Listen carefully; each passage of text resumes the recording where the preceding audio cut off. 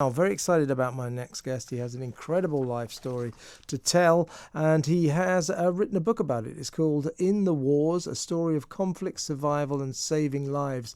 And it's about a man who was born in Kabul, moved to northern Pakistan, came to Britain, frankly, illegally, with a dodgy passport, ended up in one of our penitentiaries, and has gone on to go to Cambridge University, and that is now an eminent doctor, also running an extremely important charity. Let's talk to Dr. Waheed Arian. Good evening, Waheed. Good evening, Kevin. Thank you very much for having me, to yourself and to your team. Well, it's great to have you on. You have an extraordinary story that you've written about. Perhaps you can just take us through it a little while. You were born in Kabul. I think your father felt that was a dangerous place for you and your brothers and sisters and mother to be in. He moved you to Peshawar, a place I've been to actually.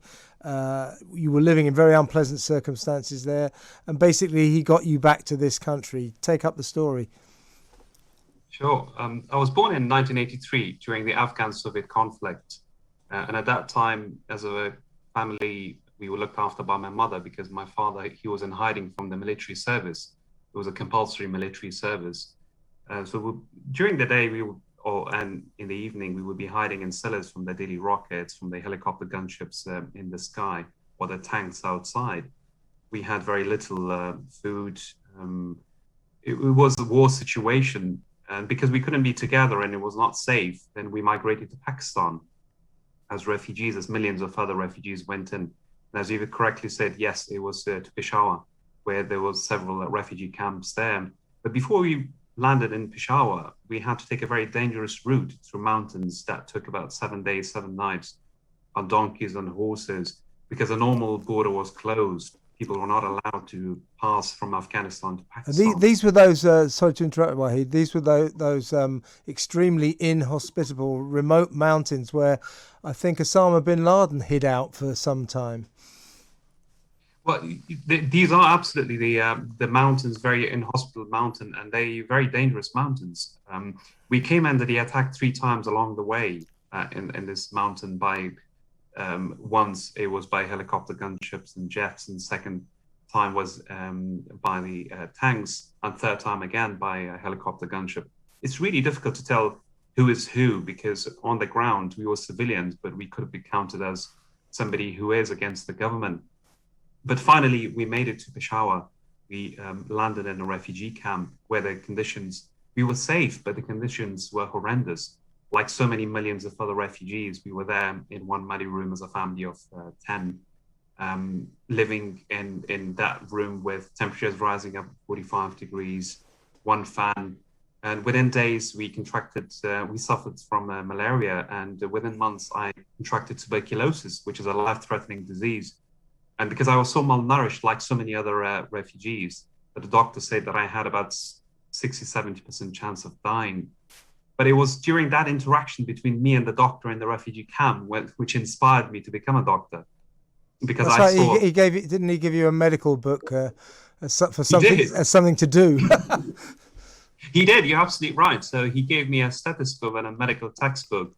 I didn't have any toys, so they became my toys. And my dad also allowed me to inject boiled water into his arm to play with him. I wouldn't let my son do that to me now. Yeah, what do you call that game? Russian he, roulette.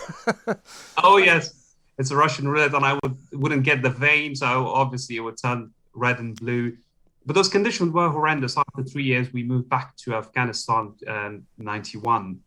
But the civil war started 92. So just to give your audience a summary of that was a bloody street by street fight amongst so many groups from one part of the city to the other. We had to run and flee for our lives. Again, we had to hide in cellars from the daily rockets, the bombs. So, and in those cellars where my learning happened as well.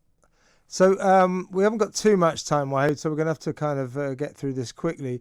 Your dad decided he had to get you out of there, organised you a dodgy passport. You got on a plane to London as a 15-year-old, and you destroyed your passport on the way to London, and you ended up in Feltham They call it penitentiary now, but I used to live quite near there. We used to call it Felton Borstal in my day. Just quickly run us through that. Yeah, How did sure. that happen? So usually, so for refugees, actually, people who are fleeing war, uh, there's no legal route. So I think that's an important point to figure out.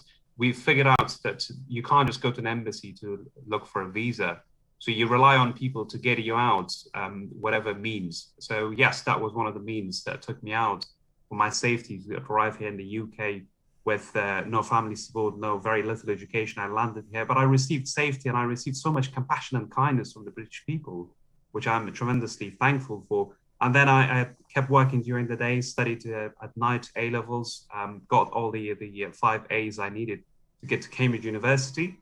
Studied at Cambridge, at Imperial and Harvard, graduated in 2010 as a doctor.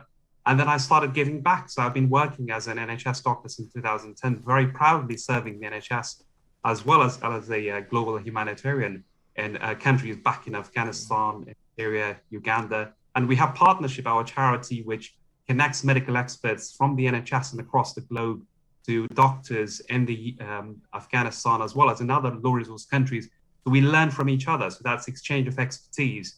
That's amazing. It's amazing what you've done, Waheed. Just quickly, where do you think you learned more, Felton Borstal or Cambridge University?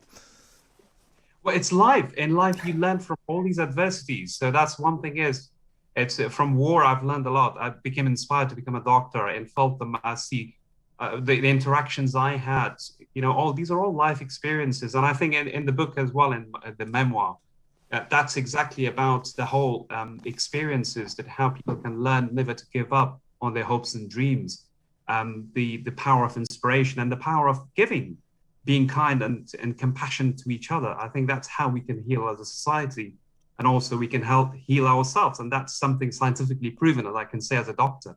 When you were in, what memories do you have of being incarcerated at Feltham? It must have been a bit of a shock to the system, clever kid like you. It was a shock to the system. When I came here, I thought, I would be immediately accepted. I didn't know that the passport I had was not the correct type. But soon they determined, I was a refugee who had fled war, and the court allowed me to just leave me and entitled me to all the benefits as an asylum seeker. But yes, I think it's important to point out that people take these dangerous journeys, whichever route is to flee for their life. And these are actually the near misses. I mentioned 3 there, but they have been tremendous on a daily basis that people just have to find a way to get out from that war. Sure. Do you looking back? I mean, you're still quite a young man to say the least. You've had an extraordinary. 37, not that young. That is young, trust me. You must look back on your life and sort of barely be able to believe it. It's an extraordinary story. That's very kind of you to say, but I think there are so many other stories as well, like mine. I think I have to point out that when people go through adversities, whether it's in the UK, whether it's in war-torn, any place, I think people do need that hand in life. So I think that's one thing that my book In the Wars points out as well, is the kindness that was given to me by so many people. In the UK, I had access to all these opportunities. So I equally was allowed to go for jobs. I was equally allowed to study as well as to apply to Cambridge. So I think that's an important point. So if we give these opportunities to people who are going through adversity in the UK or somewhere else or born anywhere, they will thrive. They will realize their dreams. So I think it's very much two-way system. The environment helping people and people not giving up on their hopes and dreams. Last question, Waheed. You've lived your adult life here in this country, but you lived in other places before that, very different kind of places. It's a bit of a vast question, but what do you think of Britain as a country?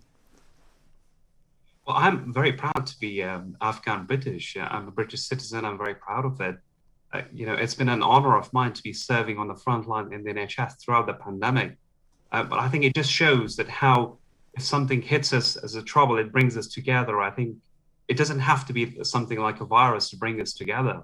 We've been working shoulder to shoulder on the front line, but also in so many other industries, as well as in your industry, everybody is coming together trying to do something to help the people. And that I'm very proud of. And are your parents still around to enjoy your achievements? My mother passed away sadly last year from cancer. My father is still in Afghanistan. I still keep doing FaceTime with him. It's the same mechanism we use. WhatsApp for our Teleheal, Arian Teleheal, which is a charity, international charity that Yeah. we, and it's the same way that I do FaceTime with him. I kept going back and forth to Afghanistan since 2010 on my own, but since the charity got founded, it's the all virtual system that we enable people to talk, and I do that with my family as well. Well, you're a credit to your family, and we here in this country are very lucky to have you, Waheed. Thank you so much for sharing your amazing story. And your book is, remind me what it's called. What's your book called? Yes, it's In the Wars. Sure is here. So In the I hope, Wars by and I hope it helps people. Indeed, available at all the usual outlets, and I'm sure it will. Thank you so much for sharing your fantastic story, Waheed. Congratulations. Dr. Waheed Arian, a man who was born in Kabul, went to Pakistan, back to Kabul, came here illegally, went to Felton Borstal, as we used to call it, penitentiary for young people, went to Cambridge University and is now an esteemed